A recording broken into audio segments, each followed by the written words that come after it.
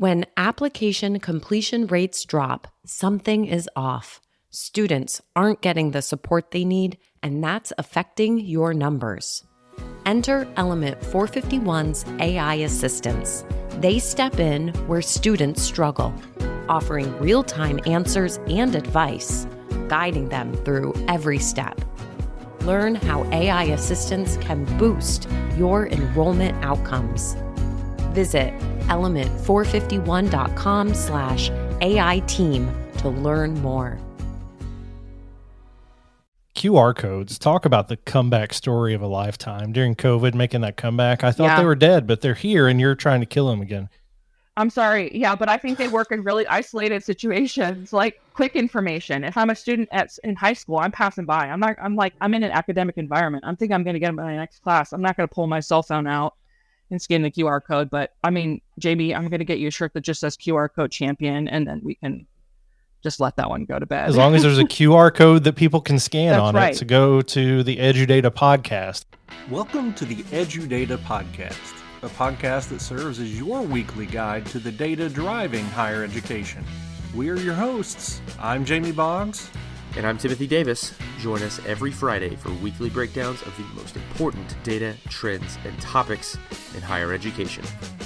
The EduData podcast is a part of the Enrollify network, a robust collection of podcasts designed to help higher education professionals like you grow. Explore our other shows at enrollify.org or check out some of my personal favorites linked in the show notes below. Enrollify is made possible by Element 451, the leading AI-powered, all-in-one student engagement platform, helping institutions create meaningful, personalized, and engaging interactions with students. Learn more at element451.com. Hello and welcome to another episode of the EduData podcast. I'm Timothy Davis, joined as always by Jamie Boggs. Hey, Jamie. Hey, Timothy. How you doing, man? I'm doing good. Everything all right in Kentucky land? Everything's okay up here. We had some power outages, but I was talking with our guests before we went on, and just a lot of different areas of the country hurt right now. Kentucky right now, just fine. Yeah, that's good. Well, you also had a huge college football win. Oh man, I wish we could spend the whole time talking about that. Sad Lane Kiffin is good for all of us. Absolutely. It was good. Well, today we actually have a guest with us, which is kind of rare for our podcast, but I'd like to introduce Erin Ward, head of digital sales for NextGrad. Hey, Erin, how are you doing? I'm doing well. How are you? Doing great. Thank you so much for being on our podcast today. I'd love to know a little bit more about what you do and what your role looks like at NextGrad. Yeah, so NextGrad is actually probably known more in the market for being an out-of-home and digital out-of-home solution for higher education. So think if you see like a 2x3 foot poster in a high school, or you see a really cool digital screen, that's typically us in a high school. We understand that it's getting harder and harder to reach high school age students in the way we want because of data privacy and some of the other restrictions that don't allow you to actively market to, let's say, 16 to 18-year-olds. So we just have a really cool, innovative solution to do that. And we have over 450 partners, and we're in 1,100 high schools across the United States and Canada. So my role has been to develop our digital side, right? So we have that amazing out-of-home offering, but we also find that a lot of higher ed institutions kind of need the dual threat. They need the out-of-home side, and then they need somebody that can come in and be more of a marketing strategist with digital marketing, thinking about, Meta, Google Search, Spotify, those channels to help promote their institution. And when we kind of bundle those two things together, we actually can reach the 16 to 18-year-olds with digital, because we can do some really cool and innovative things with the screens. So really excited to be a part of it here. I've been here since June. I've been in higher ed for about 3 years, so was really excited about the opportunity to work with NextGrad. Absolutely. So do you guys kind of offer like a somewhat similar to like an agency, right? So you can kind of manage a variety. Okay, yeah.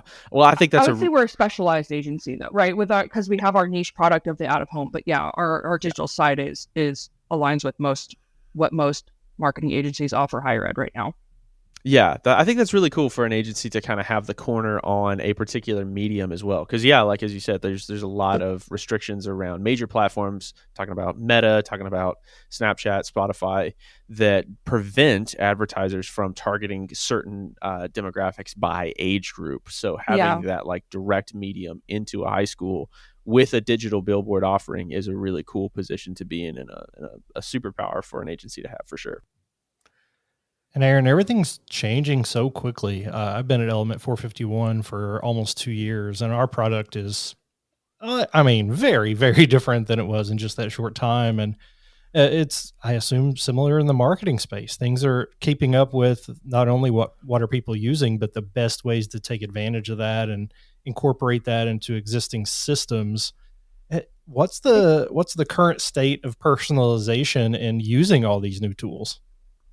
Yeah, it's a really good question. So especially as like Gen Alpha, so I'm going to call that like the junior senior, they're like Gen Alpha, right? They're kind of Z, but they're kind of Alpha. Okay. And then Gen Alpha, they're all so familiar with like AI platforms and like catered content that if higher ed doesn't kind of meet them in that market, we're remiss in an opportunity, right? We're missing the opportunity to really reach those students where they are. And personalization, because this group is so inundated with content all the time, I mean, more than we can even comprehend, they need something to help cut through that. And it's moving so fast. The business to consumer side of the market is forcing other industries to respond in a way that I don't think we've seen previously because of the demand of personalization, because of AI integration, because of how our prospective students interact with all these digital platforms. It's really, really important that we kind of meet them where they are. And that's where that personalization, I think, comes in.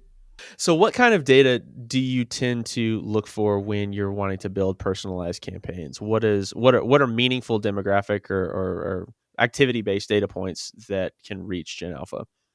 So I think it's different in the two sides. So if we're looking at strictly the marketing side, which is like the pre-CRM funnel, it's about understanding what Gen Z, Gen Alpha, the one thing I think is really unique about Alpha specifically is that they want to be co-creators, right? They want to be part of it. They don't want to just be collaborating in the process. They want to be at the center of it. So when we think about marketing, we have to create marketing initiatives that put them at the center of the story, right? And that's hard to do on a mass scale, but also understanding the different segments and the different personalities of the audience you're trying to reach, thinking about that in a much different scale than we used to, right? We used to kind of just group them together by maybe age or maybe some of their interest levels. We have to take that a step further and create the content that feels more customized. Now on the CRM side, I think it's about asking the right questions at the forefront to then be able to segment them out in a different way, right? It's not just your standard, what program are you interested in? There need to be more innovative questions that can help the data point or help the data tell the story of how we want to personalize content to them. And I think that's going to be a challenge, especially with integration of like AI, where people just want to like mass produce. There still has to be this level of, hey, we actually have to break this campaign down pretty quickly and like into much more segments. So yeah, it's an interesting space to be in. But yeah, I think on the marketing side, it's just about thinking about how you can create content, and then on the CRM side, asking the right questions and forums so that you can build those segments out correctly. And we're not talking about just sending an email through a CRM that has a token for first name and potential major. Right. Like we're right. Are we moving toward trying to find a segment of one to have everything just completely personalized? Like how deep are we going to get into this? So it's a good question. I've seen some institutions like University of Dayton, they actually created prospectus videos for people. They like took like the top 10 names or top 15 names that were, this is my guesstimation. Okay. So like allegedly took the top 15 names of that birth class and created customized prospectus for individuals with that name across all genders, and then made customized videos for it.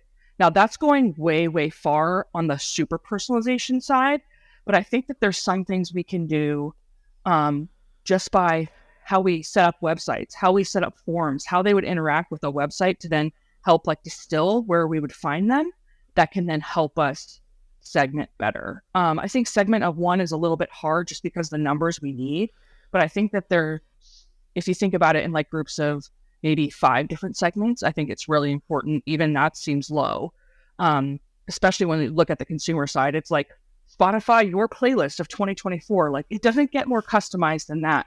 Yeah. And that's taking user data, user inputs to garner that. But I think CRMs could do the same thing, maybe just not at that deep of a level, but asking the right questions and distilling the data can give you kind of that same feel. What are some of those questions that you've seen people be really successful with that are like more interest based and less, degree major term?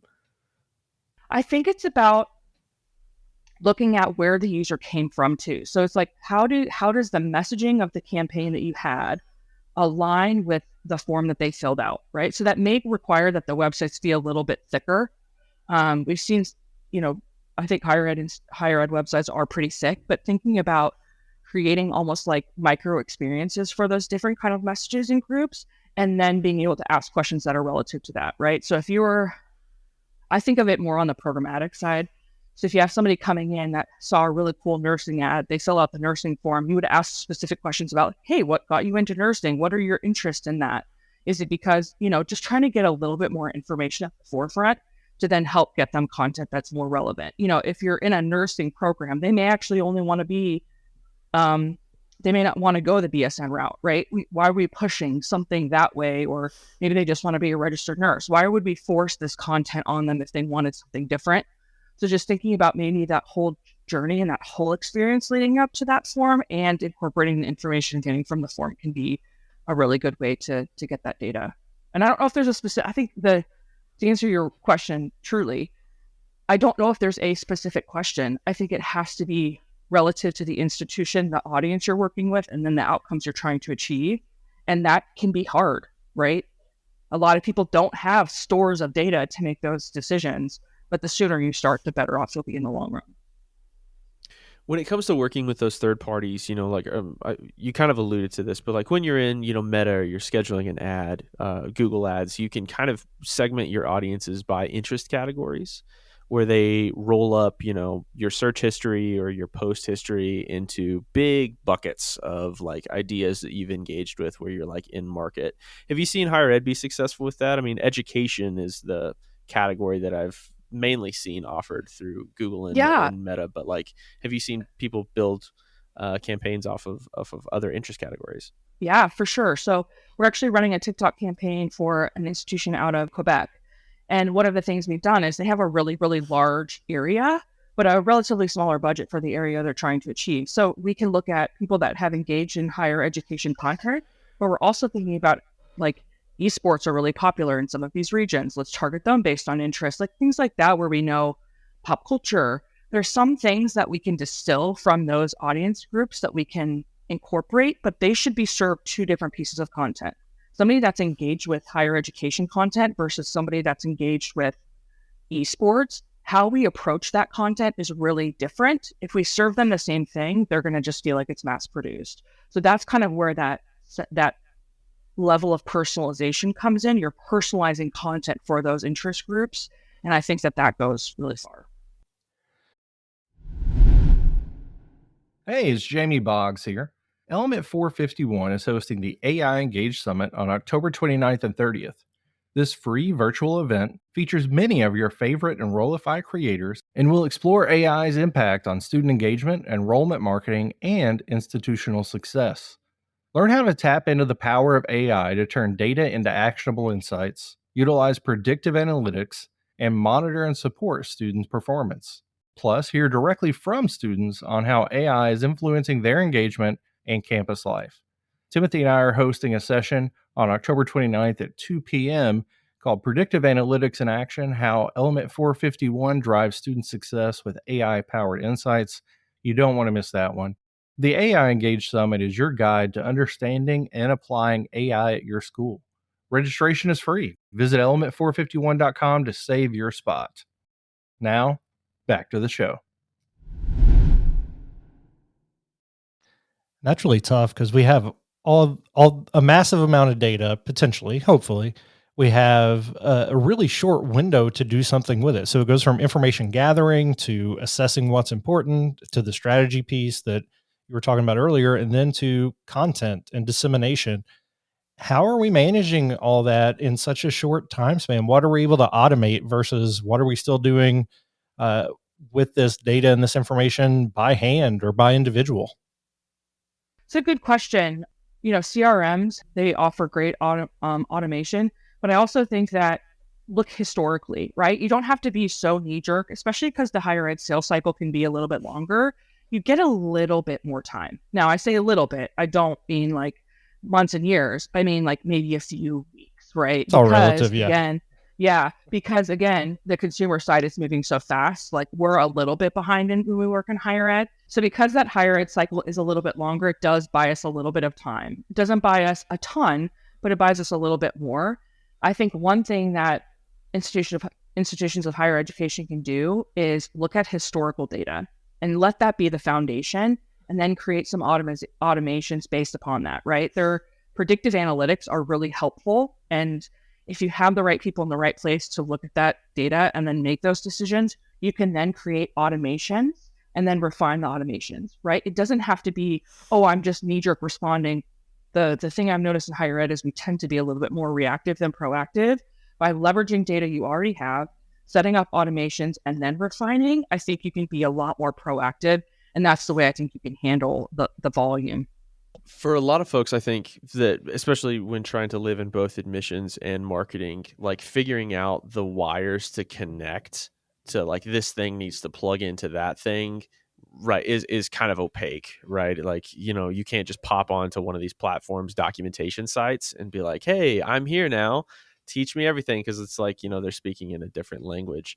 From the perspective of an admissions officer, what's the most important things that you can sort of understand to be able to work effectively with your marketing office when you try to endeavor into these new kind of projects? It's so wild to me still that there's like this segmentation between marketing and admissions. It's so funny. It's like such a topic of discussion at every conference I've been. It's like I've seen a few institutions solve the problem, but there's still an issue with it. I think if I'm on the admission side working with the marketing team, or if I'm on the marketing team, the things I would want from my admissions team is to help me understand what the goals of the institution are, right? And in the frame of their own perspective, because I think that there's two different perspectives there, right? My goal from a marketing background is very different than the one from admissions. So understanding that and just like laying the foundation of that conversation, but also understanding how we're using marketing to enhance admissions. What are we saying? What platforms are we on?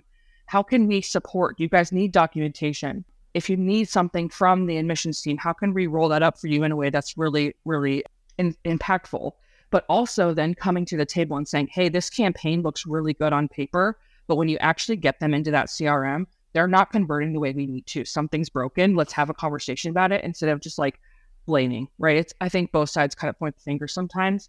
And that's not good. That's just the reality. I don't think that it's ill-intentioned, but I think that once you see holistically what's happening, you have a better opportunity to achieve both of those goals, right? Both sides of the party, they come with their entrees, and you guys can actually be effective in having that conversation. Yeah, it's certainly a rub of everybody getting on the same page. And we see that with our clients as well, of dealing with different departments. And we're all going to the same place, but our routes to get there can be very different. And the routes are continuing to change. In addition to the changes in technology, the changes in privacy laws are rapidly trying to catch up and adjust. As a marketer, how do you navigate the data privacy issues of not having access to some things, or not being able to engage with the data in certain ways? What are some best practices there?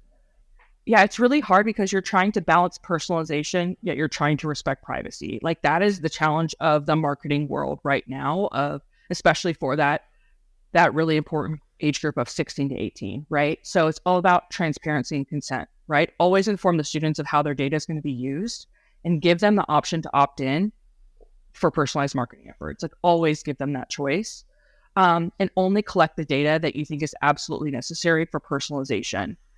And there's a lot of really good things in place already that can prevent any sense of like lack of data privacy. But I think it's really important that there's an opt-in feature. So for Spotify, I'm opting in to give you my data for you to use that, right? I'm using your platform in a way that is opting in. You have to kind of create that same sense for this, specifically for this upcoming generation of prospective students, where it's clear privacy policies and consent forms allow them to feel in control and like foster that trust. So put that up front. And then as you go through, just making sure you're understanding how the data can and cannot be used. Are you complying by GDPR rules and regulations, which most people are, but just making sure that you have all of that stuff in place so that the prospective student feels protected.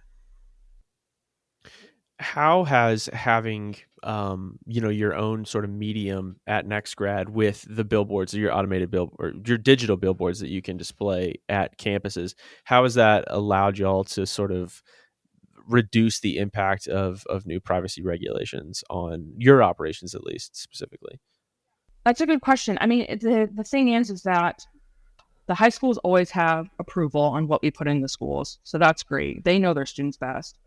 But also, we can also control what the higher ed institutions are putting on those screens. So if we feel that something feels uncomfortable or that, hey, that feels a little bit out there or something that maybe wouldn't comply with that, it'd be fine. But keep in mind, they're not giving you data. You're just getting impressions from them. So it's actually great. And then you take them maybe via vanity URL to a landing page where they would have that consent to fill out any information or garner any information or request information from your site.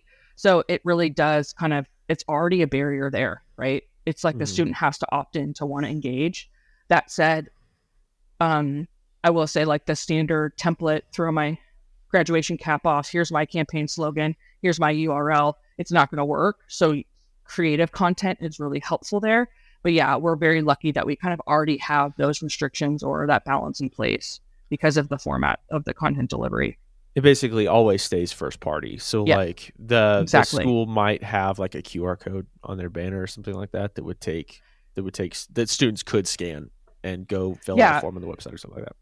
Yeah, we actually dissuade them from using QR codes because a lot of high schools are actually banning cell phones. So they're not going to be able to scan QR codes in high school. So that's where like vanity URL is something that's really, it has a UTM. It's basically the same concept. It's just actually giving them a URL to remember rather than doing the QR code. But yeah, same thing. It so would like be first party data for the school. Doing like a redirect off of a vanity URL. So like institution.edu / high school name or something like that. Go. Yeah. Start, learn. Yeah. Gotcha. Like that. Gotcha. Cool. That's interesting because I mean, QR codes, talk about the comeback story of a lifetime during COVID, making that comeback. I thought they were dead, but they're here and you're trying to kill them again. I'm sorry. Yeah, but I think they work in really isolated situations, like quick information. If I'm a student in high school, I'm passing by. I'm in an academic environment. I'm thinking I'm going to get my next class. I'm not going to pull my cell phone out and scan the QR code. But I mean, Jamie, I'm going to get you a shirt that just says QR code champion, and then we can just let that one go. As long as there's a QR code that people can scan on it go to the EduData podcast. I think that's what we need to set up. No, totally kidding. That's a great point. My favorite 2 QR code usage examples are ranking in terms of favorites, starting at number 2, QR code in the email. Put that QR code right there in the email body. That way the student opens up the email on their phone and then they're entirely helpless to scan that QR code because it's on their phone already. Yeah, just put a hyperlink there. But no, the QR code definitely shows that you're tech forward. People really appreciate that. Number 1, though, QR code on the billboard. I'm doing 80 and I'm just bam, get that QR code real quick. Yeah.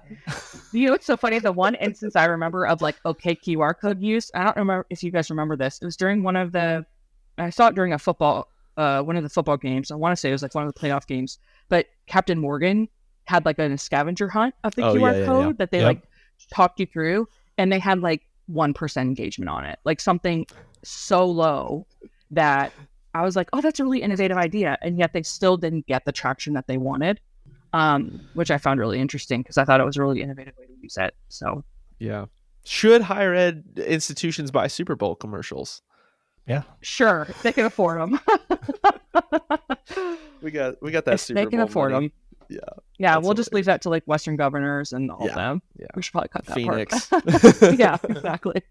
Erin, the last thing I wanted to ask you or give you the opportunity to kind of talk a little bit more about your work, where people could find you, where, and I guess also the recent presentation you gave, if you wanted to plug that a little bit. Yeah, so you can find us at nextgrad.com, and then you can always find me on LinkedIn. I'm right there on the site. You can just connect with my LinkedIn, and then we'll have some upcoming content and webinars. But yeah, the presentation I just gave was on Gen Z and Gen Alpha and how we make that transition in higher education. So I'm always willing to share the deck, but I can always do a recording of that as well if people are interested in that. Absolutely. Okay. Well, I think that with that, we can go ahead and wrap up. Thank you again for joining us today, Erin. It was great to talk to you.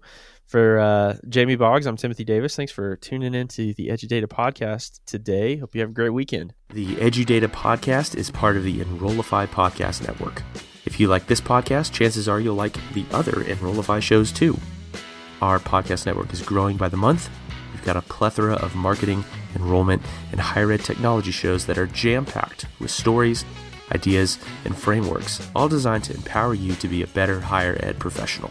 Our shows help higher ed marketers and admissions professionals find their next big idea and feature a selection of the industry's best as your hosts. Learn from Jamie Hunt, Artis Cadu, Dustin Ramsdale, Jeremy Tiers, and so many of your other favorite leaders in higher ed. Enrollify is made possible by Element 451, the leading AI-powered all-in-one student engagement platform helping institutions create meaningful, personalized, and engaging interactions with students. Learn more at element451.com.